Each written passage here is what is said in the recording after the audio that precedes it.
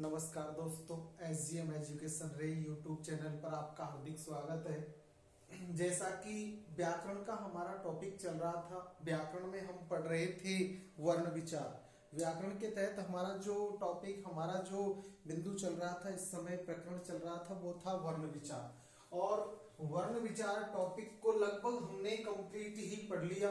थोड़ा सा उसका कुछ अंश बचा हुआ था, वो हम देखते हैं। जैसे कि हमने उच्चारण प्रयत्न के आधार पर वर्णों का उच्चारण स्थान वर्गीकरण पढ़ रहे थे। उसी कड़ी में हमने आभ्यंतरिक प्रयत्न के आधार पर वर्णों का उच्चारण स्थान वर्गीकरण पढ़ लिया था। अब वाह्य प्रयत्न के आधार पर वर्णों का उच्चारण स्थान पढ़ रहे थे। उसमें भी वाह्य प्रयत्न के आधार पर दो भागों में बांटा जाता है। एक तो है आपके स्वर तंत्रियों में कंपन के आधार पर उच्चारण स्थान वर्गीकरण, तो वो हम पढ़ चुके थे। और दूसरा है श्वास वायु या प्राण वायु की मात्रा के आधार पर वर्णों का उच्चारण स्थान वर्गीकरण, वो ही हम पढ़ रहे थे। तो देखिए, इसी कड़ी में वाह्य प्रयत्न के आधार पर वर्णों का उच्चारण स्थान वर्गीकरण, उसमें हम दूसरा भेद पढ़ रहे थे। पहला स्वर तंत्रियों में कंपन के आधार पर वर्णों का उच्चारण स्थान वर्गीकरण हम पढ़ चुके हैं। अब है श्वास वायु या प्राण वायु की मात्रा के आधार पर वर्णों का उच्चारण स्थान वर्गीकरण। इसको दो भागों में बांटा जाता है। एक पहला भाग है अल्प प्राण और दूसरा है महाप्राण। यानी कि श्वास वायु, यानी वर्णों को बोलते समय हमें श्वास का प्रयोग करना पड़ता है। और किसी भी वर्ण को बोलते समय कितनी श्वास का प्रयोग किया जा रहा है, यही आपके श्वास वायु या प्राण वायु के आधार पर भेद है। तो जिन वर्णों के उच्चारण में कम या अल्प श्वास का प्रयोग होता है, वो अल्प प्राण वर्ण कहलाते हैं। और जिन वर्णों के उच्चारण में अधिक या ज्यादा श्वास वायु का प्रयोग होता है, वो महाप्राण कहलाते हैं। तो देखिए, अल्प प्राण वर्ण यानी जिन वर्णों के उच्चारण में या जिन वर्णों के उच्चारण में अधिक श्वास वायु का प्रयोग किया जाता है, वो वर्ण आपके कौन से कहलाते हैं? अल्प प्राण। यानी कि जिन वर्णों के उच्चारण में श्वास की मात्रा का कम प्रयोग होता है, श्वास की मात्रा का अल्प प्रयोग होता है, अथवा कम प्राणवायु का प्रयोग होता है, उन वर्णों को अल्प प्राण वर्ण कहते हैं। जिन वर्णों के उच्चारण में कम श्वास वायु का प्रयोग होगा, वो अल्प प्राण वर्ण कहलाते हैं। जैसे सभी स्वर अल्प प्राण वर्ण होते हैं। जो हमारे स्वर है, ए आ ई ई उ ऊ री ए ऐ ओ औ आदि, ये सभी जो संख्या में 11 हैं, आपके अल्प प्राण वर्ण कहलाते हैं। दूसरा, प्रत्येक वर्ग का पहला, तीसरा और पांचवा वर्ण अल्प प्राण वर्ण होते हैं। यानी किसी भी वर्ग के वर्ग, चे वर्ग, टे वर्ग, ते वर्ग और पे वर्ग के प्रत्येक वर्ग का पहला, तीसरा और पांचवा, अर्थात जैसे माना कि कै, खे, गे, घे और न, ये कै वर्ग के वर्ण हैं। इनमें से आपके पहला, तीसरा और पांचवा वर्ण आपके कौन से वर्ण होंगे? अल्प प्राण। अगला आपके सभी अंतस्थ वर्ण जैसे कि य, रे, ल, व, आपके ये सभी अंतस्थ भी अल्प प्राण वर्ण कहलाते हैं। तो प्रत्येक वर्ग के 3 वर्णों के आधार पर आपके 5 वर्गों के 15 वर्ण हो जाते हैं। सभी अंतस्थ वर्णों में य, रे, ल, व ऐसे करके आपके टोटल 30 वर्ण आपके अल्प प्राण वर्ण होते हैं। 11 स्वर, 15 आपके व्यंजनों में और 4 आपके अंतस्थ, इस प्रकार टोटल आपके हो जाते हैं 30 वर्ण। तो संख्या में 30 वर्ण आपके अल्प प्राण हैं। दूसरा पॉइंट, महाप्राण वर्ण, यानी कि जिन वर्णों के उच्चारण में अधिक श्वास वायु या प्राणवायु का प्रयोग करना पड़ता है, उन वर्णों को महाप्राण वर्ण कहते हैं। जिनके उच्चारण में अधिक श्वास वायु या प्राणवायु का प्रयोग होता है, वो कहलाते हैं महाप्राण वर्ण। अब महाप्राण वर्ण, जैसे कि सभी स्वरों को हम अल्प प्राण में ले चुके हैं, तो अल्प प्राण में से अब, यानी कि स्वरों में से अब कोई भी वर्ण नहीं बचा। प्रत्येक वर्ग का हमने पहला, तीसरा, पांचवा वर्ण लिया, तो प्रत्येक वर्ग का दूसरा और चौथा वर्ण, अर्थात ये दूसरा और चौथा वर्ण महाप्राण वर्ण कहलाते हैं। क्योंकि कै, गे, णे आदि को बोलते समय कम श्वास का प्रयोग करना पड़ रहा है, जबकि ख, घ आदि के उच्चारण में अधिक श्वास का प्रयोग होता है तो ये महाप्राण वर्ण कहलाते हैं। तो प्रत्येक वर्ग का दूसरा और चौथा वर्ण, तो इस तरह 5 वर्गों के 10 वर्ण ये हो जाते हैं। दूसरा, सभी अंतस्थ हमने अल्प प्राण में ले लिए, तो अंतस्थ वर्णों में से कोई भी वर्ण नहीं बचा, बचे सभी ऊष्म। तो सभी ऊष्म वर्ण स है, ये आपके चारों महाप्राण वर्ण कहलाते हैं। इस प्रकार संख्या में 14 वर्ण आपके महाप्राण हो गए, जबकि 30 अल्प प्राण थे, क्योंकि ये वर्गीकरण मूलतः आपके मूल 44 वर्णों का ही है। तो हमने देखा 30 अल्प प्राण जबकि 14 महाप्राण वर्ण होते हैं। ऐसे आपने श्वास वायु की मात्रा के आधार पर भी वर्णों का उच्चारण स्थान वर्गीकरण देखा।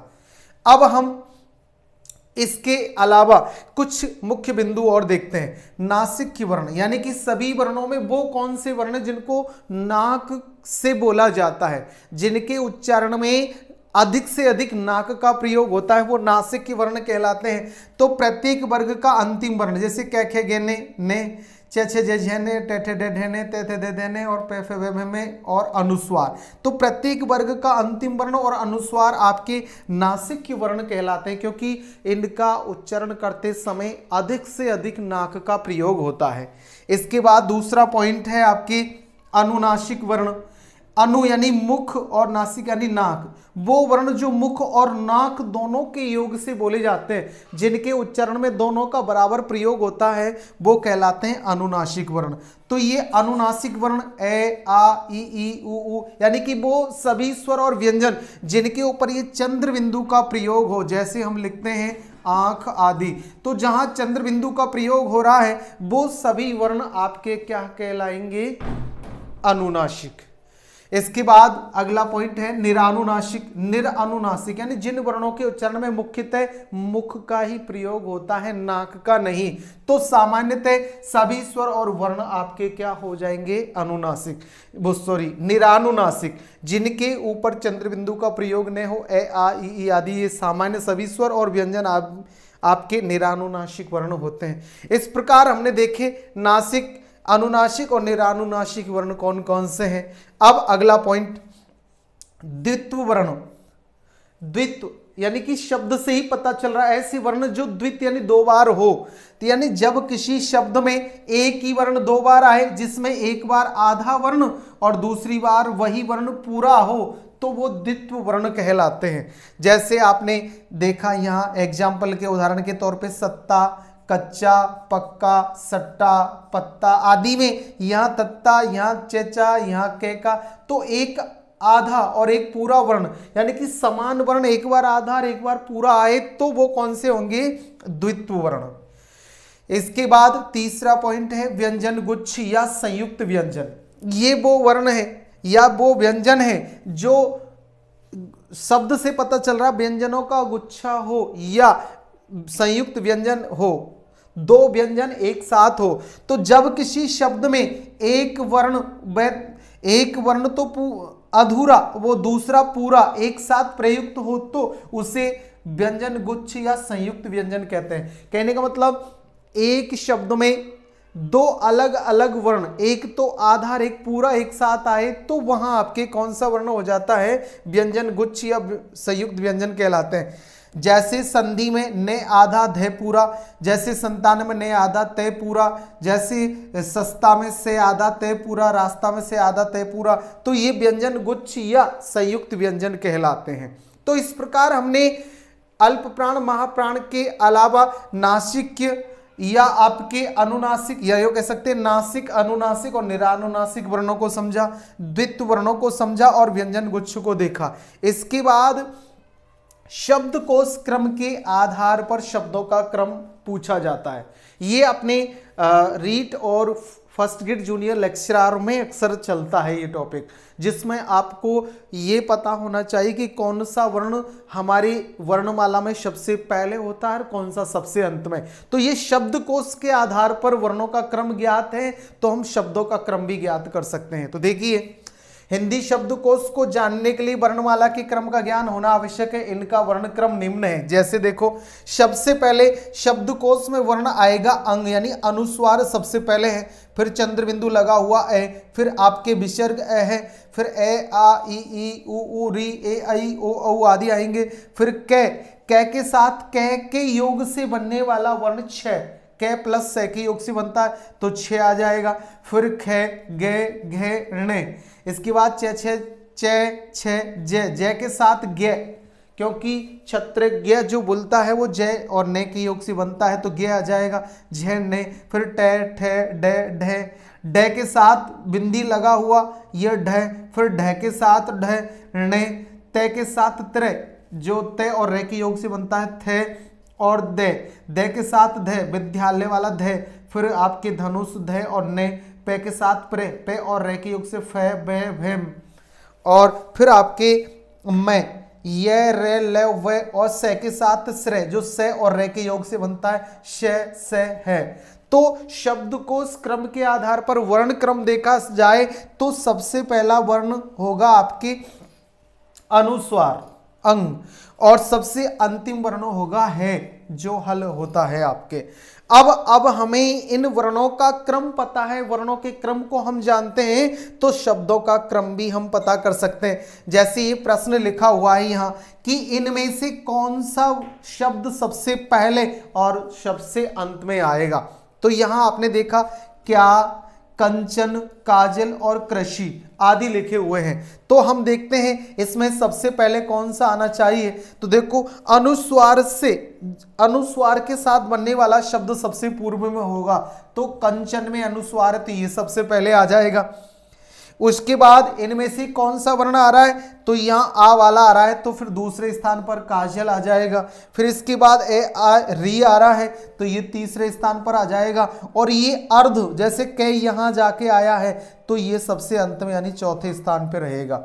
इसी प्रकार यहाँ कंकन, कंगन, कंचना या कंस, कंघा, कंधा आदि शब्द है, तो हम देखते हैं इसमें सभी यानी कि पूर्व स्वर वो वर्ण है वो समान है, तो पहले के आधार पर हम इनका कौन सा पहले है ये नहीं जान सकते। तो दूसरा वर्ण देखते हैं, दूसरा यहाँ कै है, यहाँ गे, यहाँ चे, यहाँ से, यहाँ घे और यहाँ दे है, तो यहाँ कै आने से सबसे पहले एक पे ये हो जाएगा, कै खे और गे, कै खे और गे तो ये दूसरे पर, कै खे गे और फिर घे तो ये तीसरे पर, फिर आपके घे के बाद में घे और फिर चे ये चौथे पर हो जाएगा, फिर आपके से और धे में से ये आपके पांचवें पर और ये छठे पर। इस प्रकार इनका क्रम यानी कि अगर वर्णों का क्रम हमें पता है तो शब्दों का क्रम भी हम पता कर सकते हैं कि कौन सा शब्द सबसे पहले और कौन सा सबसे अंत में आना है। चंचल, अंचल, अचला, अर्गला या अवला, तो यहाँ देखें आप अंचल ये 1 नंबर पे होगा, फिर अचला ये 2 नंबर पे हो, सॉरी कै खे गे ये आपके दूसरे नंबर पर आ जाएगा, ये आपके तीसरे पर, और फिर आपके ए के साथ चौथा और ये 5वां हो जाएगा। इसी प्रकार यहाँ सबल, धवल, धावक, धायक और नायक शब्द होंगे। कहने का मतलब इनमें सबसे पहले कौन सा वर्ण आना है ये हमें देखना होगा। तो यहाँ से और ने अंत में आते हैं, ते थे दे धे ने, तो धे से बनने वाले शब्द पहले होंगे, तो धे में ऐसे बनने वाला ये 1 नंबर पे, ये आपके 2 नंबर पर, ये 3 पर, और फिर ये 4 और ये आपके 5 हो जाएगा। ऐसे हम अगर वर्णों का क्रम जानते हैं तो इन्हीं के आधार पर शब्दों का क्रम देख सकते हैं कि जो वर्ण से बनने वाला शब्द सबसे पहले आ रहा है वो सबसे पहले, और जो अंत के वर्णों के साथ वो अंत में आएगा। इस प्रकार शब्दकोश के आधार पर हम वर्णों का क्रम जानते हैं तो शब्दों का क्रम ज्ञात कर सकते हैं। तो ये अपना टोटल पूरा विस्तृत रूप से हमने वर्ण विचार टॉपिक पढ़ा। वर्ण विचार टॉपिक को आपने शुरू से अंत तक डिटेल से विस्तृत रूप से पढ़ा। इस टॉपिक में, इस प्रकरण में अब आपको कोई समस्या लगे, कोई दिक्कत हो तो आप कमेंट्स के माध्यम से बताएं और समस्याओं का समाधान पाए। कोई समस्या नहीं है तो आगे के जो टॉपिक है उनमें हमें जो पढ़ना उनके साथ जुड़े रहे और पढ़ते रहें। लाइक शेयर और सब्सक्राइब जरूर करें।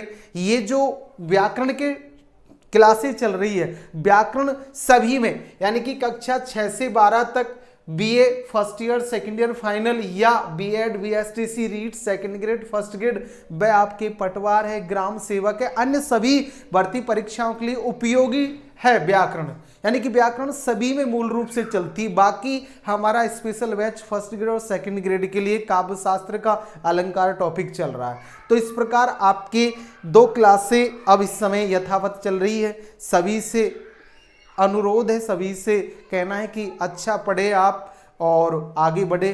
लाइक शेयर और सब्सक्राइब जरूर करें। धन्यवाद।